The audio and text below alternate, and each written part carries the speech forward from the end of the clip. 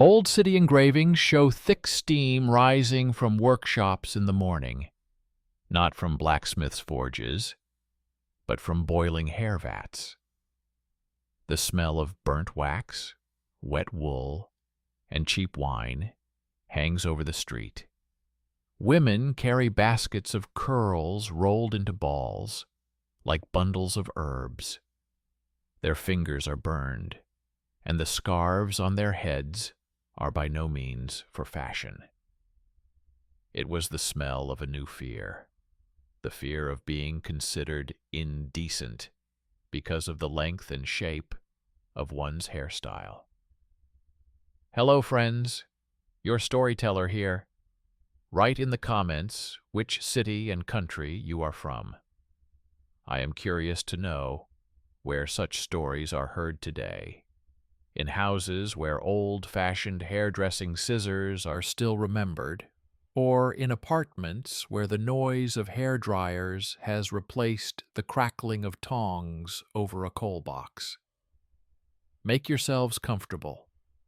The story we are about to tell began, like all stories of surveillance, with an order dictated by fear and profit.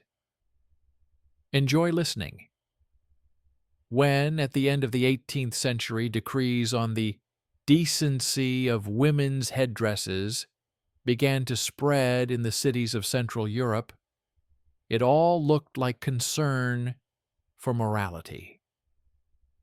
The mayor's decrees spoke of restraint in headdress and a return to a virtuous appearance. The text was signed by officials, doctors, and priests. In reality, however, there was another goal behind these lines: control over the money that flowed through fashion faster than through the market stalls. Lavish hairstyles, curls on wire frames, feathers woven into braids, all of this became a symbol of women's new income and independence. Hairdressing salons where women worked provided them with an income comparable to that of men's craft workshops. It was this success that became dangerous. The first raids began in the early spring of 1786. Supervisory officials entered the city quarters with the support of the guard. They entered hairdressing salons under the pretext of checking sanitation, but left with sealed boxes and lists of violations. Women were fined for excessive splendor, for curls disproportionate to their status, and for unacceptable hair shine.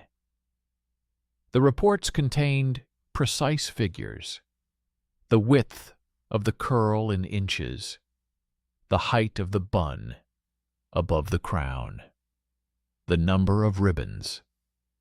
It later became clear that the measurements were taken from men's barbershop regulations, compiled for officers' wigs.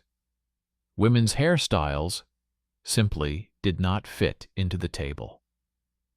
Thus began a wave of punishments.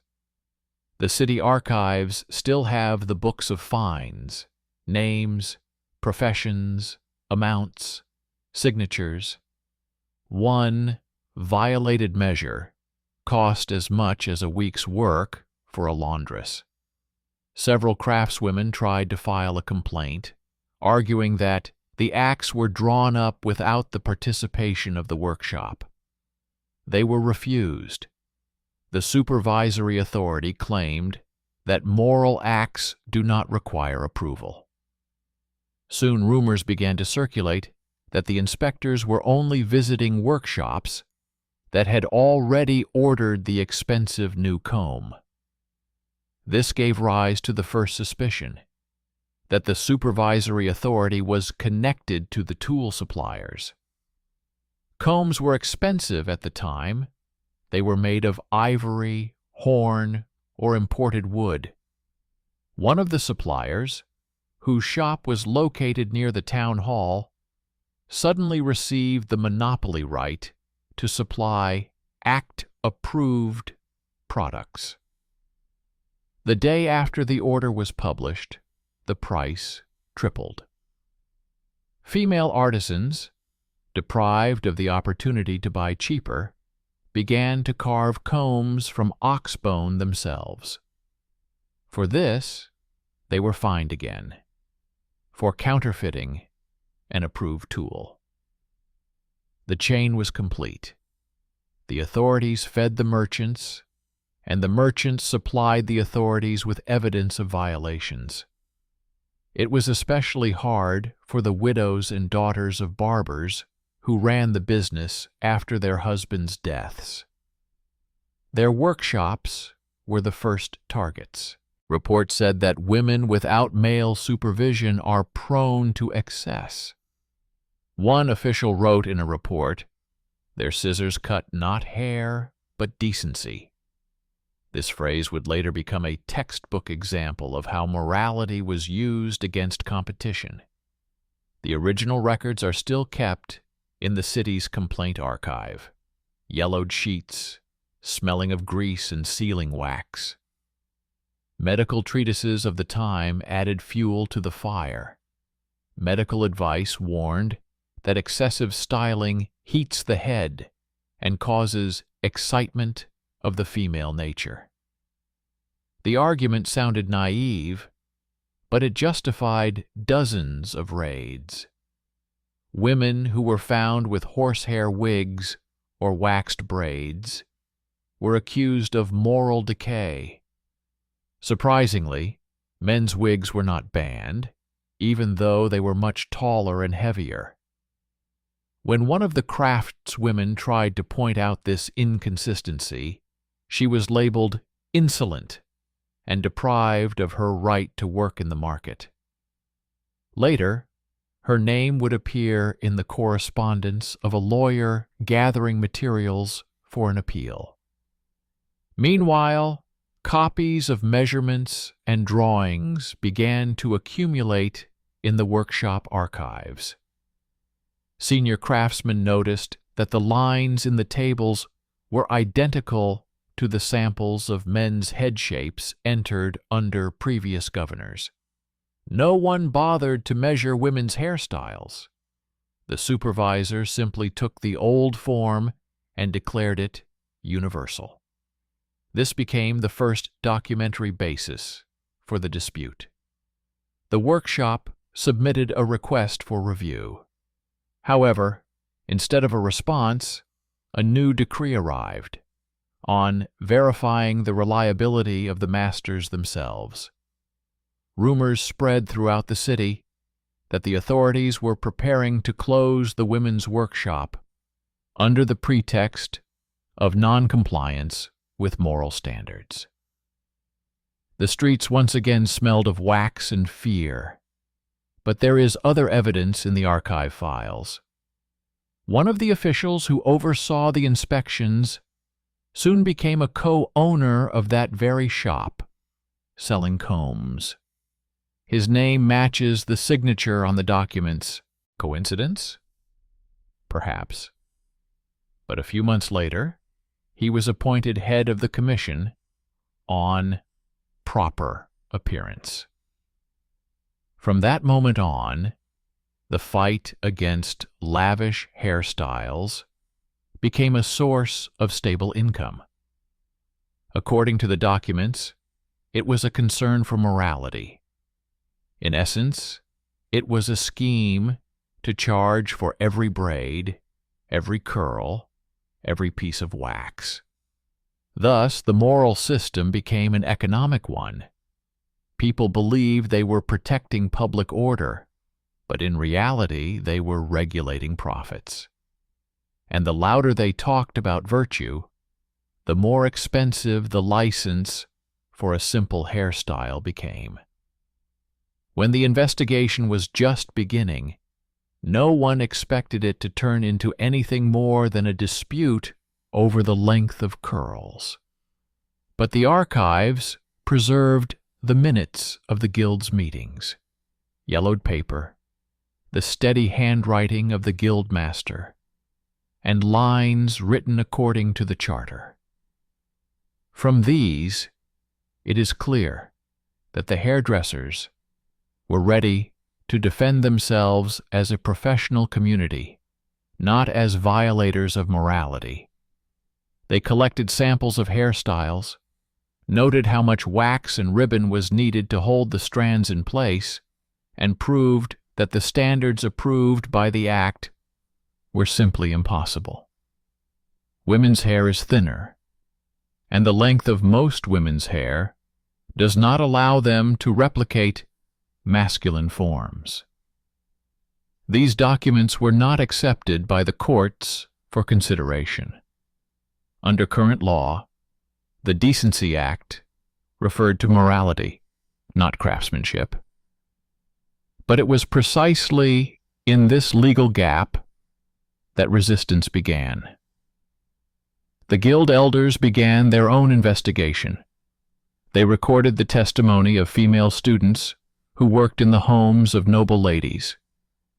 They said that supervisory officials often demanded decency inspection fees, unofficial payments, after which the raid would bypass them.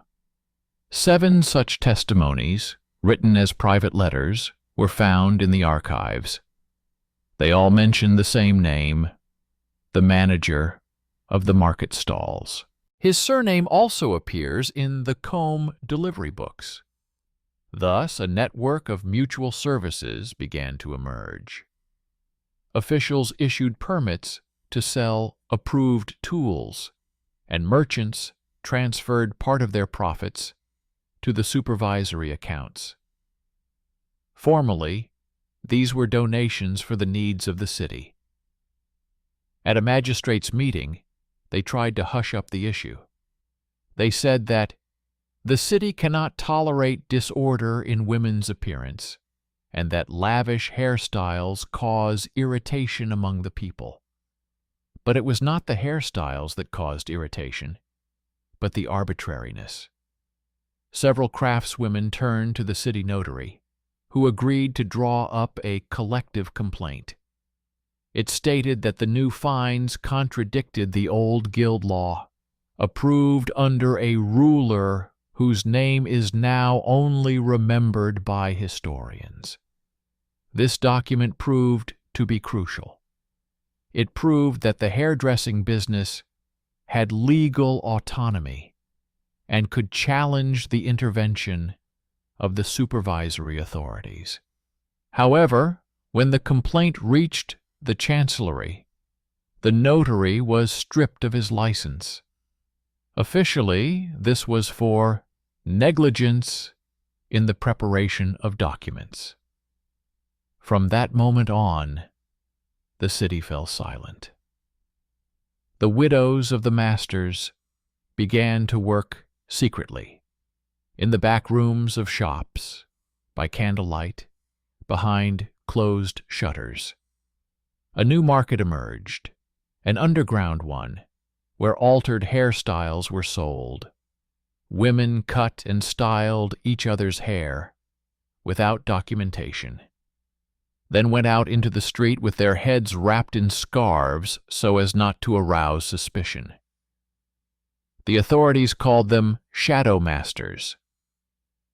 The chronicles of that time contain the expression, "wax in the underground," a hint at these secret workshops. There boilers were boiling, where mixtures for fixing curls were cooked. Wax, fat, ash, and aromatic herbs. The air was heavy, and many fell ill from the constant smoke. But for most, it was the only way to survive. Medical reports recorded an increase in female fainting spells and nervous exhaustion in neighborhoods where such workshops were located. However, instead of helping, the authorities used this as evidence of the harm of excessive adornment. Medical discourse was replaced by economic discourse. Women were not sick from fashion. but from poverty, overcrowding, and fear. But public sermons said otherwise, that moral laxity literally destroys bodies. Priests and teachers repeated these words, not noticing that their arguments coincided with the rhetoric of trade councils. Soon the workshop found an unexpected ally, a lawyer specializing in trade disputes. His name appears in the records as an outside observer invited to a hearing on the case of one of the fined craftswomen. He noticed that the seals on the documents did not match the official coat of arms of the city. One of the seals had been forged, an old form taken from a previous document dated a decade earlier. This meant that some of the decrees were in fact invalid. The information leaked out. Newspapers, which were then distributed in taverns and gunpowder shops, wrote for the first time about the possible forgery of moral supervision seals. The scandal turned out to be too loud to ignore. In response, the authorities created a commission to review commissions. It included the same people who had previously approved the acts. They were reviewing themselves. Some of the commission's reports have survived, and even from these it is clear how the tone changed. Instead of phrases about debauchery, expressions such as commercial abuse, unreliable measurements, and loss of trust appeared. It was a rare case where moral rhetoric cracked under the weight of accounting. One of the inspectors admitted that the acts of decency were drawn up based on male models due to the lack of female measurements. In other words, the entire edifice of moral control was based on a trivial methodological error. But this admission did not save those who had already been fined. The money was not returned, and the lists were not cleared. Meanwhile, fake documents began to appear on the market. Receipts for the payment of fines, which could be purchased in advance to avoid inspection. They were printed in the same shop that sold combs. In this way, the merchants not only supplied the supervisors, but also provided fictitious protection. This scheme showed that under the guise of morality, a full-fledged system of extortion was operating. The workshop began to collect evidence, hiring copyists to make copies of the acts. On one of these copies, a craftsman's hand added the note, "Do not fear hair, fear those who measure it." The phrase has been preserved because it was included in the private diary of an observer who worked at the city office. 2 centuries later, it was published in the collection Voices of Craft. By the summer of 1789, the confrontation had reached its peak. The city was on the verge of a riot, not a political one, but an economic one. Women stopped paying fees, and the comb shops were empty. Supervisory revenues fell, and then the town hall began to talk about the need to close the workshop to avoid moral decay. Under this pretext, it was planned to transfer licenses to male hairdressers. A draft decision was preserved in the charter book. From now on, hair care shall be considered part of the male craft in order to prevent temptation. This point would be the last straw. The guild began an open rebellion of documents, not with torches, but with papers, signatures, and sealing wax. The archives show that it all started with a small detail. The guild's charter book, where the old seals were kept, ended up in the hands of the widow of one of the masters. On the night the guards sealed her workshop, the woman managed to hide the book in a basket of hair. A few months later, this very book became evidence against the supervision. It contained the original forms of seals and records of previous measures by which hairdressers were assessed before the reform. A comparison showed that the new acts of propriety were not only based on male standards, but also contained changes in favor of specific suppliers.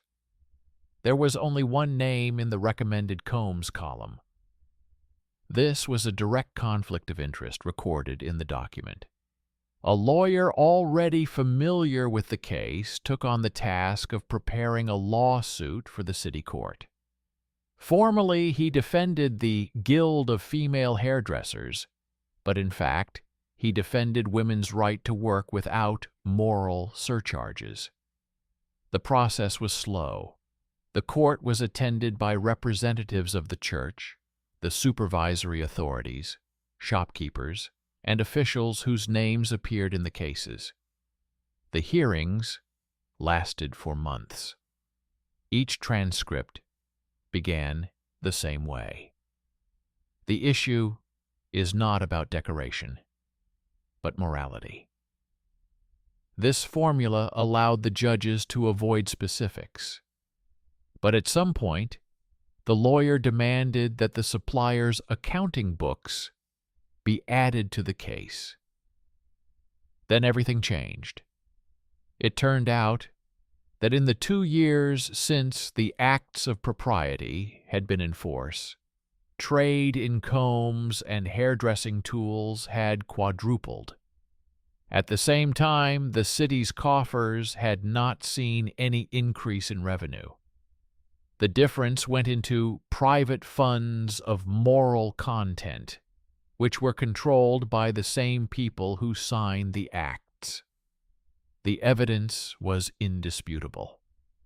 But instead of an immediate investigation, the court demanded confirmation from the spiritual authorities, since decency was considered a matter of faith. The bishop was invited to the hearing. His words were recorded in the minutes. Virtue cannot be measured with a yardstick. It seemed that a solution had been found, but this phrase was followed by an addendum. However, order must be maintained. Thus, the system once again saved itself with a formula. Meanwhile, pressure on the workshop intensified. Guards conducted searches under the pretext of looking for false documents. Several craftswomen were arrested for a short period. They were not charged, but simply detained for verification.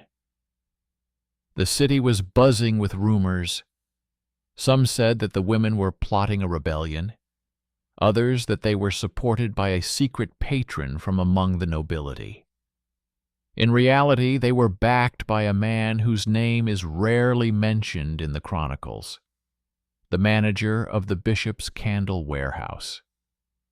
According to the investigation, he gave the lawyer copies of letters in which officials discussed the prices of combs and the percentage of raids. This was the first time that the religious office had taken a stand against secular corruption. The motive was simple. The church did not want its name to be used in commercial schemes. Thus, a new player entered the game: spiritual oversight of oversight. At the same time, a grassroots movement was underway. Women wrote down their stories and passed them on to copyists, who compiled them into general reports. These manuscripts circulated secretly throughout the city and were read in attics and bathhouses. One of the copyists left a note. "People believe that hair grows from God, but they forget that it has to be cut with their hands. This phrase would later be included in university lectures on the social history of crafts, as an example of folk philosophy of labor. At the time, it sounded like a challenge. Women no longer talked about fashion. They talked about the right to a profession. It was a new consciousness, born on the brink of poverty and humiliation. Meanwhile, strange things were happening in court. Documents disappeared.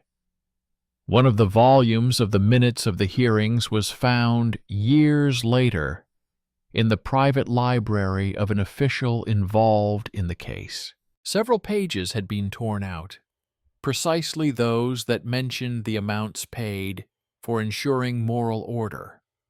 Historians later calculated that the total amount of fines over 3 years exceeded the income from all fabric sales in the city. For a system that called itself moral, it was an economy of intimidation.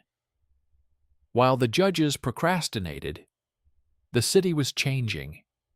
Caricatures appeared in tavern leaflets, where poems and announcements had previously been printed.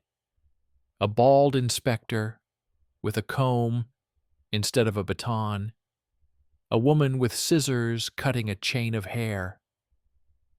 These images were passed from hand to hand like a secret manifesto.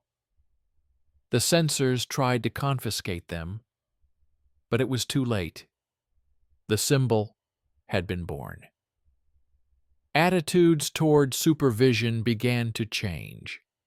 Even men whose wives or sisters had lost their income began to write complaints to the magistrate. The case of the lavish hairstyles turned into a public scandal. At some point, the higher authorities intervened. An auditor authorized by the Crown arrived from the capital. He demanded reports, compared dates, and checked signatures. According to surviving records, he audited all the penalty books. The results were disastrous. Some cases listed the names of women who had already died, while others had duplicate receipt numbers. This meant that the penalty system was being used to write off fictitious amounts. The supervisory authority was effectively trading not in morality, but in thin air. But even this exposure did not lead to immediate change. Officials cited the complexity of the reform. Morality, it turned out, was too profitable to give up. And yet, the seed had been sown. After the audit, the first attempts to revise the standards began. It was proposed to measure not the height of the hairstyle, but the consumption of materials, to fine for excess, not for form. This idea seemed like a compromise, but the workshop refused. It was not about wax, but about the right to one's own appearance. The women submitted a new petition demanding the cancellation of all acts and the return of confiscated property. The petition had 40 signatures, an incredible number for that time. Even some male craftsmen supported it, realizing that their craft could be banned in the next decree. Archival records capture the climax.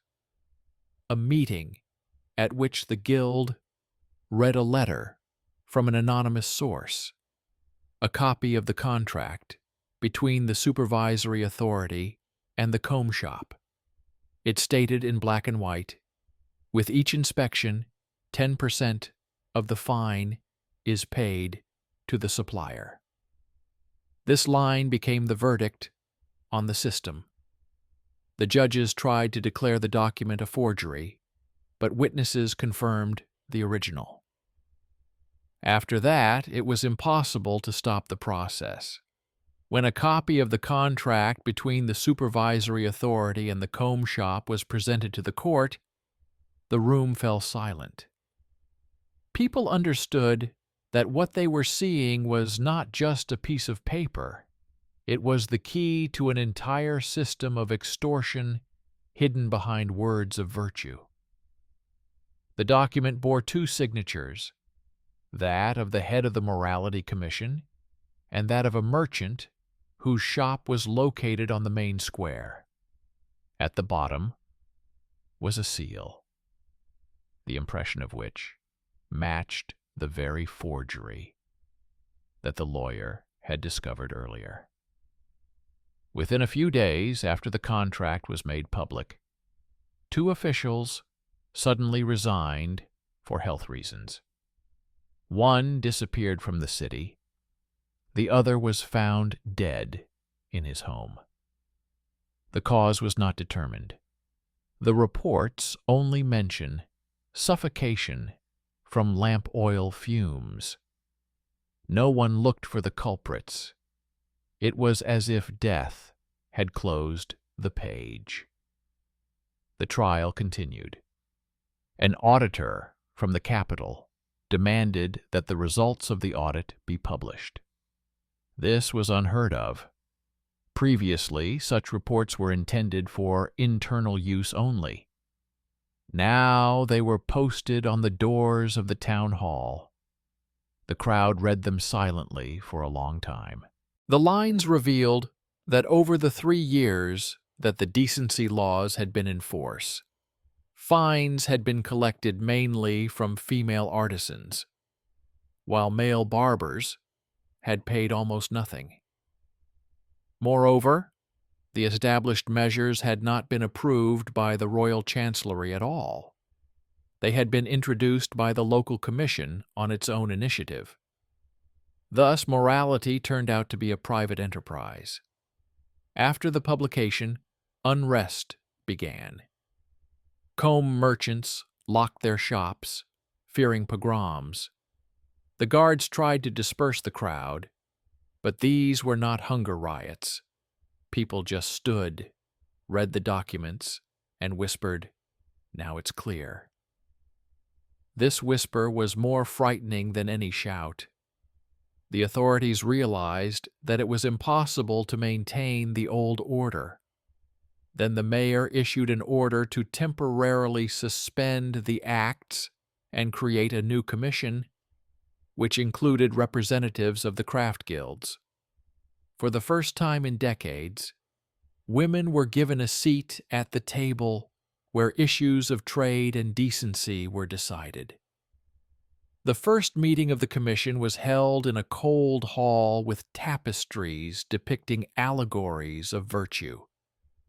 Officials, priests, merchants, and 2 female guild leaders sat at the table.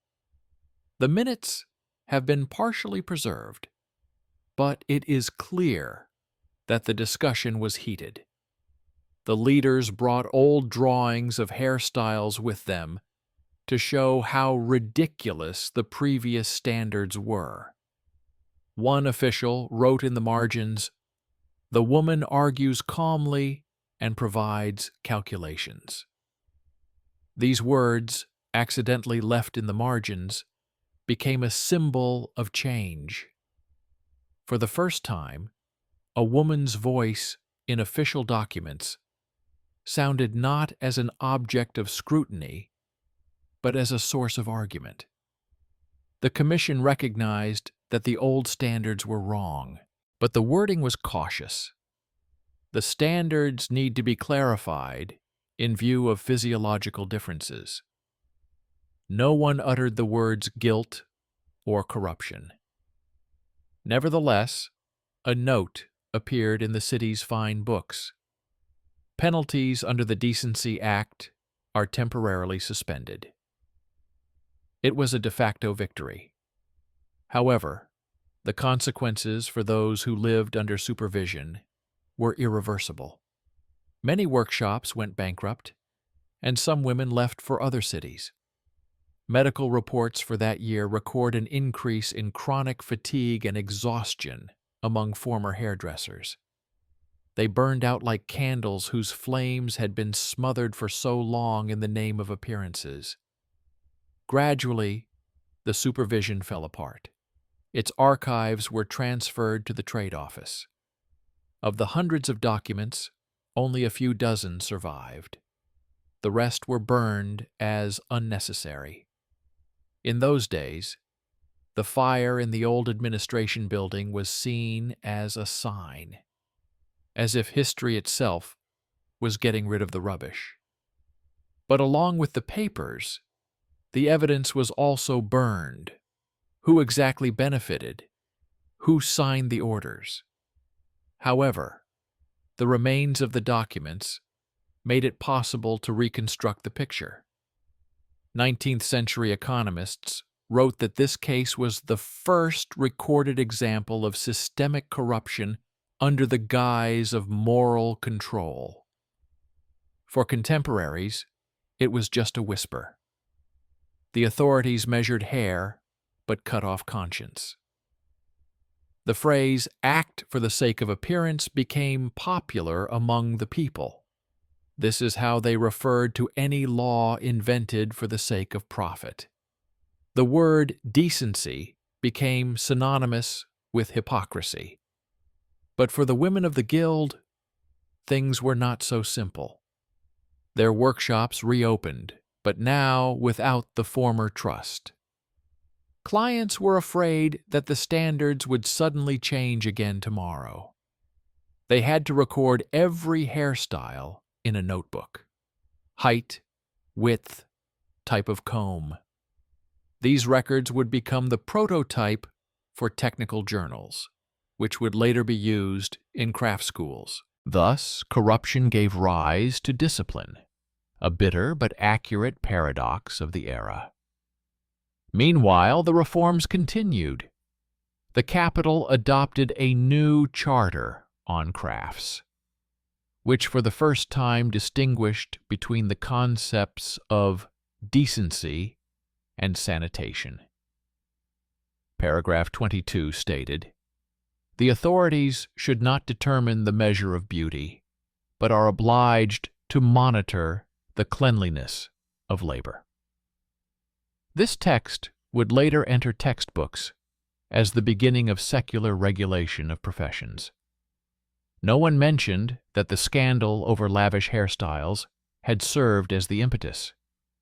But in the cities, they knew. Summer newspapers wrote, "The ladies who suffered from the acts were granted the right to work without supervision."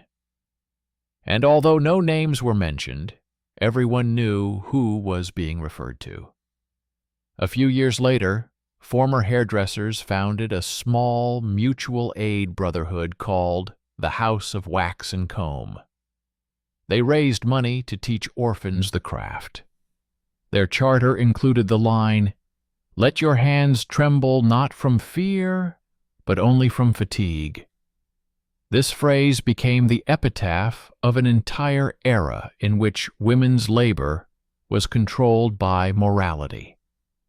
But they were the first to turn fear into a document, and the document into a weapon. A candle warehouse was later built on the site of the old morality office. The report stated, "The building has been rebuilt, the archive destroyed." Since then, no act of decency has been signed in this city. But the memory remained in words, habits, and expressions. Women no longer allowed themselves to be measured by someone else's yardstick of virtue. In their hands, scissors once again became a tool of craft, not a symbol of punishment. Thus ended the story that began with the smell of wax and smoke over the morning streets. Time has erased the names of the guilty, but not the traces on the pages. Today, these traces lie in the archives under the heading 18th Century Domestic Affairs. For historians, they are simply documents. For descendants, they are a reminder. Every decency, measured by someone else's hand, sooner or later turns into a market. After the reform, the city took a long time to recover. The archives were silent, as after a fire, everything that had not burned down was rewritten in a new way. But, in urban folklore, the act of propriety remained as a warning. Old women said, "Don't trust those who measure beauty with a ruler." This phrase became a proverb, written on the walls of bathhouses, on the doors of barber shops, sometimes simply in charcoal on the wall near the market. The memory of shame proved more enduring than official decrees. A generation later, no one remembered the names of the officials, but the expression comb of power became synonymous with petty control. It was used to describe everything from tax inspectors to new fashion mentors who taught how to live properly. In the chronicles of the 19th century, one can find records of prayer houses of decency, religious circles where women discussed the moral order of clothing.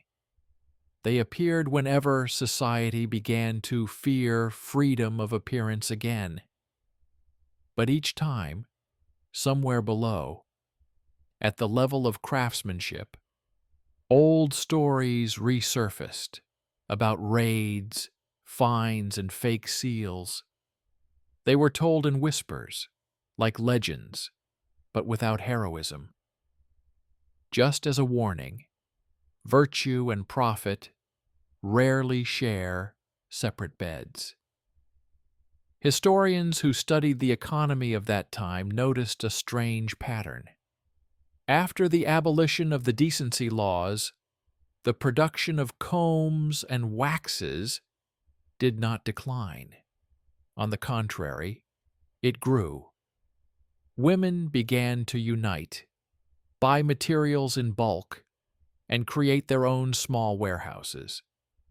They no longer depended on shopkeepers.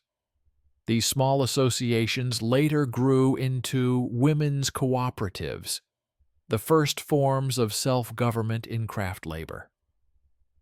What began as a fight against corruption became a school of independence. No act of morality could have predicted that its collapse would give women the right to economic autonomy. But, as is often the case, victory did not bring peace. The new authorities tried to erase the traces of shame.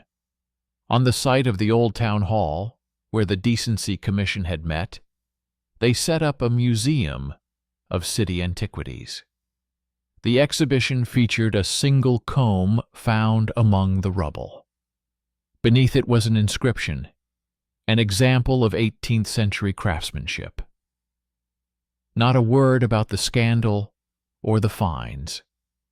The object was stripped of its context, as if history could be just a beautiful thing. But those who knew recognized it by its shape. The teeth were slightly above normal, the very ones that appeared in the forged documents.